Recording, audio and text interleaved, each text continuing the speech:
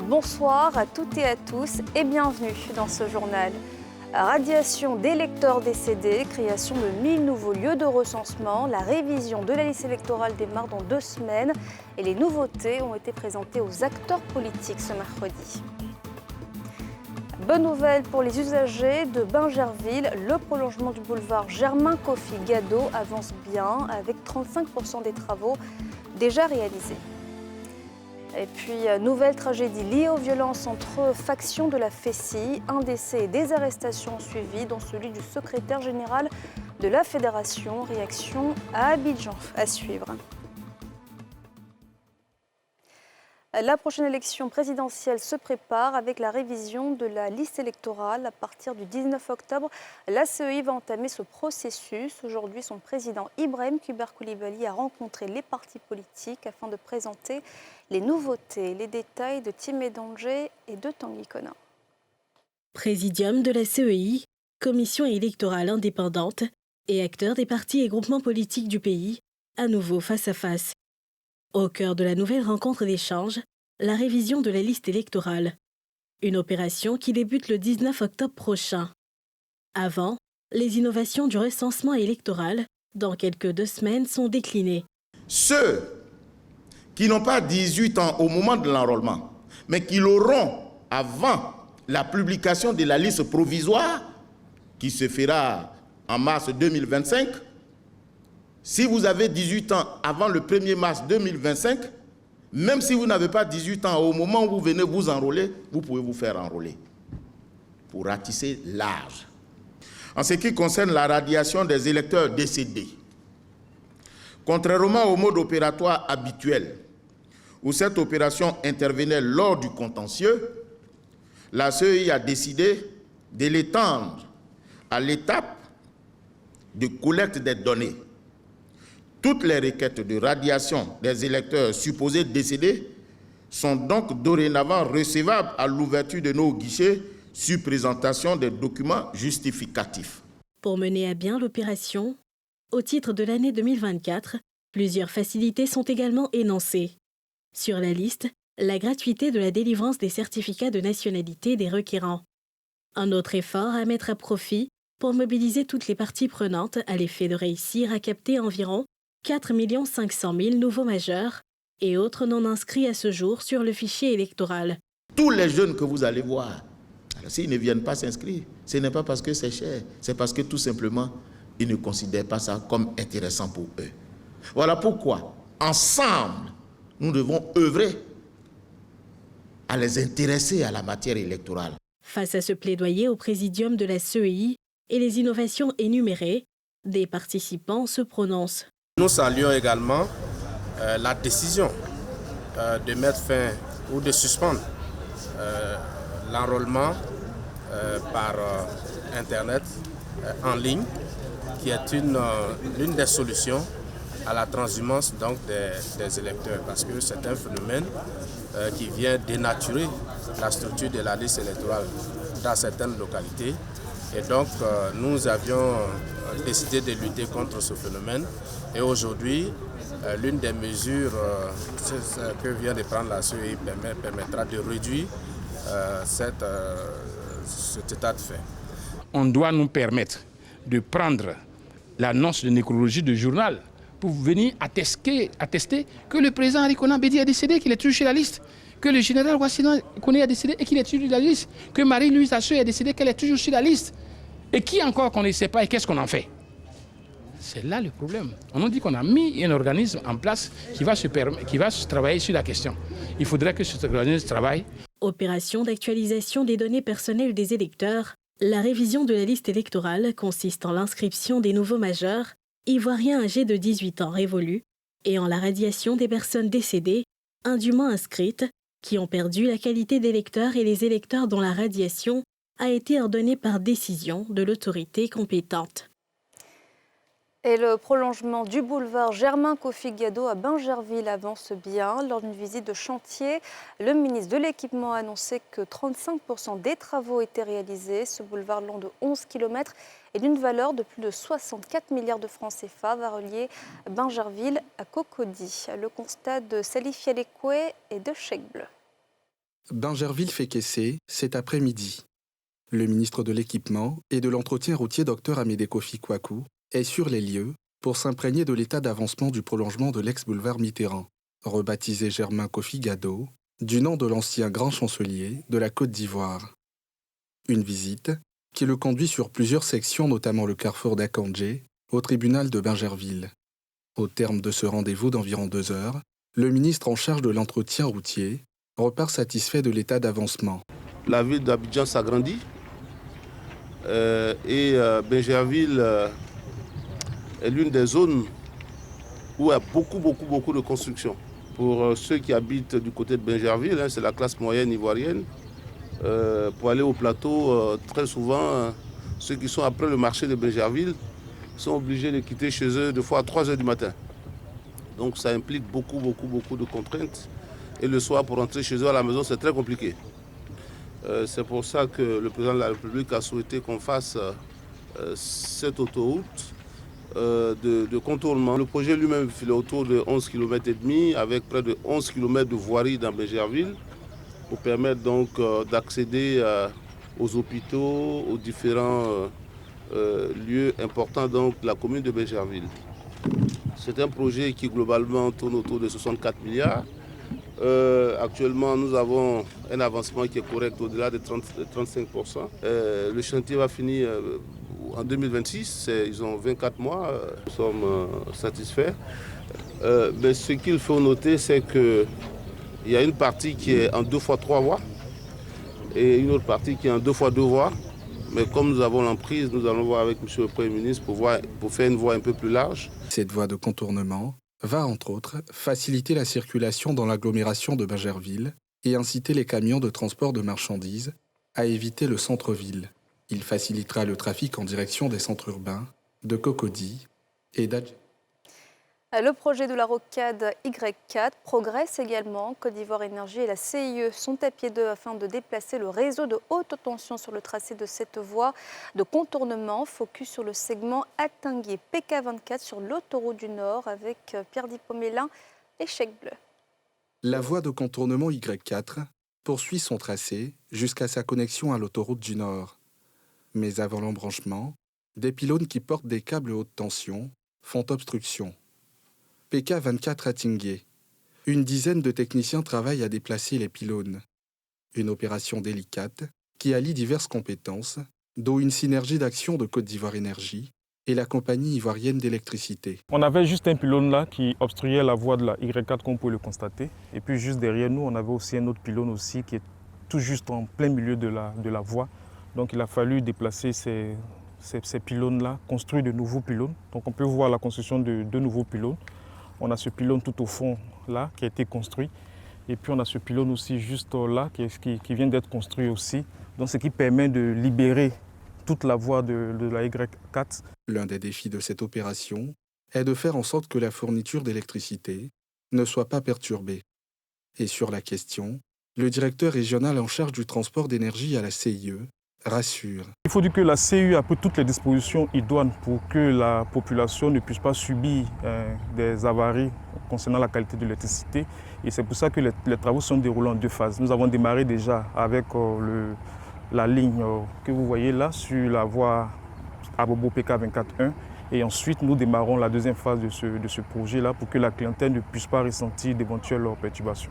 La rocade Y4 ou la voie de contournement d'Abidjan, bien qu'en cours de réalisation, a permis pendant la CAN 2023 la décongestion des artères du centre-ville. Elle fait partie d'un ensemble de 20 projets lancés par le gouvernement ivoirien afin d'améliorer la fluidité urbaine dans et en dehors de la capitale économique ivoirienne. Et une nouvelle tragédie liée aux violences entre factions de la FESI. Un décès est enregistré, plusieurs arrestations dont celle du secrétaire général et activités syndicales suspendues. Que pensent les Ivoiriens et les étudiants de ce énième drame? Le reportage de Mardoché Kwasi et de Fulgence Kissiedo. La FESI, Fédération estudiantine et scolaire de Côte d'Ivoire, traverse depuis plusieurs années des crises à répétition qui ont chaque fois fait des victimes.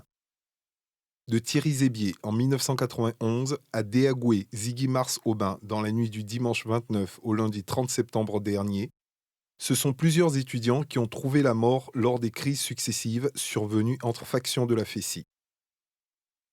La dernière crise, née de la transition entre l'actuel secrétaire général Sié Kambou et son prédécesseur Alla Sinclair, s'est amplifiée avec la naissance d'une dissidence qui dénonçait la gestion de l'actuel leader de la FESI.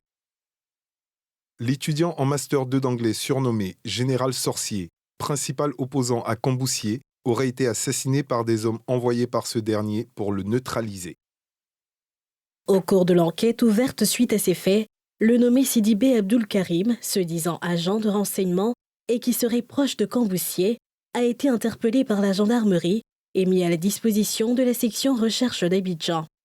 Interrogé par les agents enquêteurs, il affirme avoir été sollicité par Kamboussier pour initier une rencontre entre ce dernier et Aguimar Sobin Déagoué, tous deux en conflit perpétuel, sur les différents campus. Plusieurs étudiants, dont l'actuel secrétaire général de la FESI, ont été arrêtés suite à ces aveux et sont actuellement aux mains de la justice pour nécessité d'enquête. Face à la gravité des faits, le gouvernement ivoirien, lui, a décidé de l'interdiction à titre conservatoire des activités des associations syndicales estudiantines. En cette douloureuse circonstance, le gouvernement présente ses condoléances les plus attristées à la famille biologique du défunt, ainsi qu'à la grande famille de l'enseignement supérieur et de la recherche scientifique. Le gouvernement condamne avec vigueur cet acte de barbarie d'un autre âge qui met à mal le climat de paix et de sérénité qui prévaut dans l'enseignement supérieur depuis plusieurs années. En attendant les conclusions de l'enquête ouverte par la police nationale, le gouvernement décide, à titre conservatoire, d'interdire toutes les activités des associations syndicales estudiantines sur l'ensemble du territoire national. Une décision saluée par des étudiants rencontrés ce mercredi sur les quais des bus de l'université Félix Houphouët-Boigny d'Abidjan-Cocody. Je pense que c'est une très bonne chose. Ils vont aller réfléchir pour savoir comment arranger, organiser les fédérations. Si on doit dissoudre bien, si on doit créer d'autres tests pour que ça puisse être mieux qu'avant. La décision prise pour interdire les activités syndicales, c'est une bonne décision parce que ça va nous permettre au moins d'être un peu libérés. Mais un peu libérés ici, normalement au quai, pour venir prendre les bus, et aussi à l'université. Cette mesure prise, c'est pour le bien-être même des étudiants, même sur la fac. Voilà, parce que, imagine, s'il y a par exemple des étudiants qui viennent faire cours et que ces derniers-là les croisent, ils peuvent vraiment avoir certaines confrontations. Même son de cloche chez quelques parents d'étudiants et autres Ivoiriens qui souhaitent le retour définitif du calme sur les campus universitaires. Moi, je trouve que c'est une bonne idée en fait. Parce qu'actuellement, on ne sait pas ce qui se passe réellement et il ne faudrait pas que ça perturbe l'avenir des autres enfants qui ne sont pas encore arrivés au campus, qui ne sont pas encore étudiants. L'école n'est pas fait pour se tailler à dos. L'école est fait pour apprendre, pour devenir quelqu'un. Ils seront demain nos futurs cadres, nos futurs présidents de ce pays. C'est même étudiants, nous là. C'est qui vont gouverner demain. Donc vraiment, la décision du gouvernement est bienvenue. Parce que nous sommes fatigués.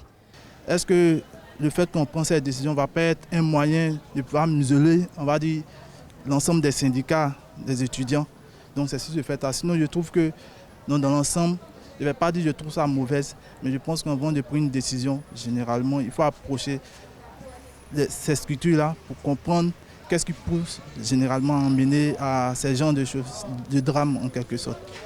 Le déroulement des enquêtes et les suites judiciaires de cette affaire seront suivis de près par l'opinion publique dans l'attente de la vérité et de la justice pour le général Sorcier et le sort final de la FESI et des autres syndicats d'étudiants.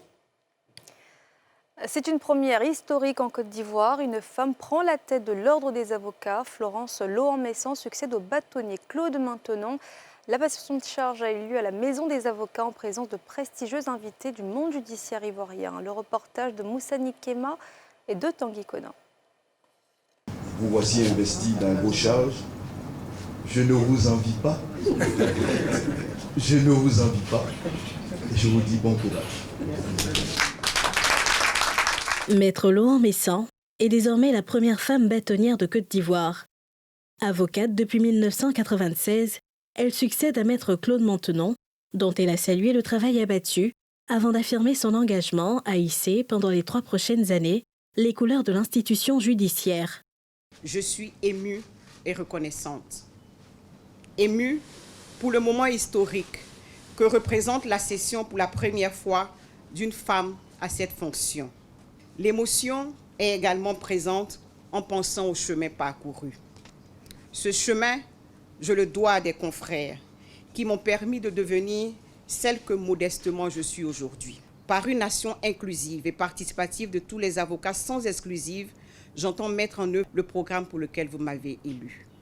Commandeur de l'Ordre du mérite de la justice ivoirienne et bâtonnier sortant, Maître Claude Maintenon a dressé le bilan de sa gestion de l'institution qu'il a dirigée successivement de 2003 à 2005, de 2007 à 2009, puis de 2021 à 2024, avant de donner la main à sa dauphine. En ce jour, c'est un mélange de satisfaction et d'espoir que je passe le témoin. Satisfaction, car je suis convaincu d'avoir donné le meilleur de moi-même pour servir notre barreau. Espoir, en ce que je passe le témoin à un confrère avisé. C'est donc avec une grande sérénité que je vous confie, bien mécaniquement et juridiquement, la responsabilité de conduire notre barreau pour les années à venir, sous le regard confraternellement approbateur et bienveillant de nos confrères présents ou absents ce jour. Vous serez sans nul doute le bâtonnier de tous les avocats. Maître Florence Lohan-Messan est la première femme bâtonnier à diriger l'Ordre des avocats de Côte d'Ivoire, une institution créée en 1959 et qui est aujourd'hui forte d'environ 600 avocats aux compétences et domaines variés.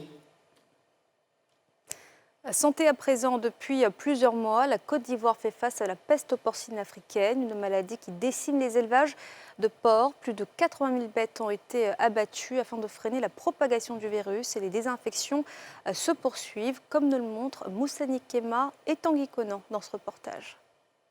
Brigitte fait partie des 350 fermiers dont les porcs ont été abattus à cause de la peste porcine africaine, une maladie hautement dangereuse pour ces bêtes. En tout, ce sont environ 80 000 porcs qui ont été touchés par l'opération. Brigitte en avait environ 600. Il y a des truies gestantes, il y a des naissances, il y a des engraissements, il y a les verras. Donc vraiment, si on veut évaluer des porcs charcutiers, si on veut évaluer vraiment, on n'est pas loin de ça. 100 millions. Oui, on n'est pas loin de 100 millions. Suite à l'abattage de ces animaux, elle a entrepris le nettoyage de ces enclos en vue de stopper les germes du virus. Laver les loges vides sans entendre vraiment les cris des porcs, c'est dur, hein. C'est dur, mais bon. En attendant la reprise de ces activités, c'est le jardinage et l'élevage de poulets qu'elle se lance.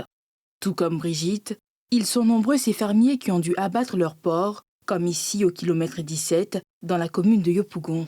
J'ai perdu 150 bêtes à peu près. Si vous prenez une moyenne, ne serait-ce que même de 150 000 francs par bête, vous voyez à peu près combien on a perdu. Il y a des porcs qui font au-delà de 150 000, il y en a de 200 000, 300 000, 400 000 et plus. Alors quelqu'un qui a pris de l'argent à une banque, il fait un investissement, un mois après on vient, on tue toutes les bêtes. 5 mois, il ne travaille pas. C'est une situation vraiment difficile pour nous tous. En plus du nettoyage des fermes, le ministère en charge des ressources animales a initié une vaste opération de désinfection des fermes. C'est un viricide. Avec ce produit-là, qui est très puissant, avec quand il y a le virus de PPA, en tout cas ça élimine à 98-99%, ça élimine le virus. Ce sont en tout 16 localités du pays qui ont été touchées, selon les responsables du ministère des Ressources animales et halieutiques. Les localités les plus touchées au niveau du district sont la sous-préfecture de Songon, la commune de Yopougon et la commune de Port-Bouille. À Abidjan, aujourd'hui, nous avons pu constater qu'il y a eu environ 33 000 porcs qui ont été abattus par nos services. Et c'est plus de 500 fermes porcines qui ont été touchées par cette maladie à travers le district autonome d'Abidjan. Un peu plus de 3 milliards de pertes dans l'économie ivoirienne. Toujours selon le directeur régional, il faudra attendre la fin des opérations avant de donner une date de reprise des activités de levage du porc. Tout au long de cette semaine, nous allons procéder donc à la désinfection. Nous avons formé plusieurs équipes qui vont donc sillonner toutes ces zones-là, juste après la désinfection. Et pendant que nous sommes en train de sillonner, nous allons identifier des fermes qui seront aptes à recevoir ce qu'on appelle des porcs sentinelles, qui va durer, on va dire, moins de 6 mois. Et donc, si les tests sont concluants, alors nous allons élaborer donc un projet d'arrêté pour pouvoir donc lever la déclaration d'infection et on procédera alors à la reprise des activités. La Côte d'Ivoire a connu plusieurs crises liées à cette maladie entre 1996 et 2022. Bien que la pathologie ne présente aucun risque pour l'homme, elle représente une véritable perte pour l'économie, estimée à environ 3 milliards de francs CFA. Et chaque 1er octobre, la journée internationale des personnes âgées, l'occasion de se pencher sur leurs conditions de vie, comment vivent nos aînés en Côte d'Ivoire, quels sont les défis qu'ils rencontrent au quotidien. Élément de réponse de Faltia Koulibaly dans ce reportage. Lucie, âgée de 65 ans, est toujours en activité. Elle est à la tête d'une coopérative qu'elle dirige depuis 2003. Pour elle, être active à cet âge est essentiel pour son bien-être. On peut avoir des femmes de 60 ans, de 70 ans, mais elles sont assises là tranquillement en train de vendre leurs produits. Dans l'entrepreneuriat, pour le moment, on n'a pas encore commencé à aller à la retraite. Le fait de travailler pendant le 3e âge, mais ça te donne la force d'être sur pied, d'avoir aussi la bonne santé. Outre Lucie, Vassédian, jusqu'à ses 73 ans, n'était pas au repos.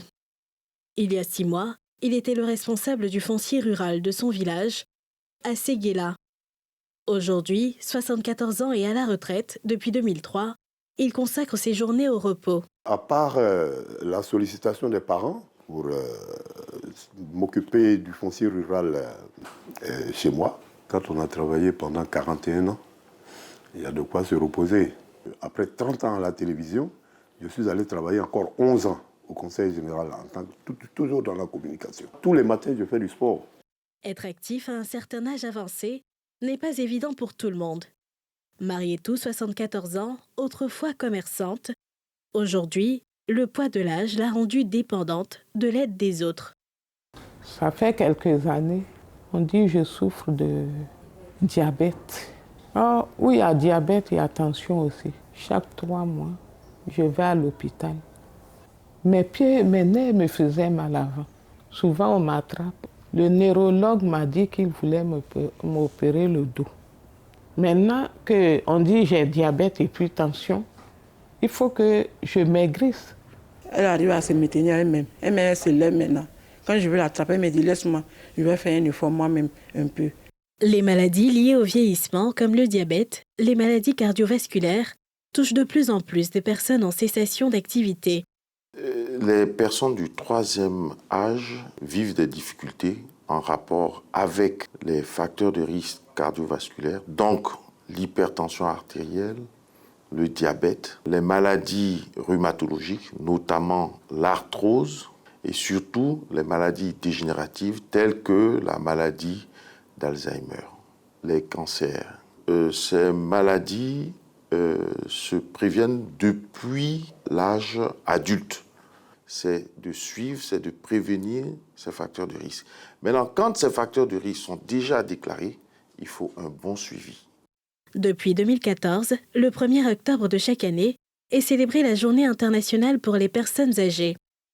En Côte d'Ivoire sont appelées personnes du 3e âge, toutes personnes ayant atteint au moins 65 ans. Il s'agit de les accompagner dans leur quotidien et renforcer les systèmes de soins et de soutien pour leur garantir la dignité. Et la Ligue des champions se poursuit sur les antennes de NCI. Au menu ce mercredi, l'opposition entre le Benfica de Lisbonne et l'Atlético Madrid. Les Portugais ont disposé des Madrilènes sur un score de 4-0. Prochain rendez-vous avec la Ligue sur NCI le mercredi 23 octobre prochain. Et voilà, c'est ainsi que s'achève ce journal. Merci de l'avoir suivi. Excellente soirée à toutes et à tous.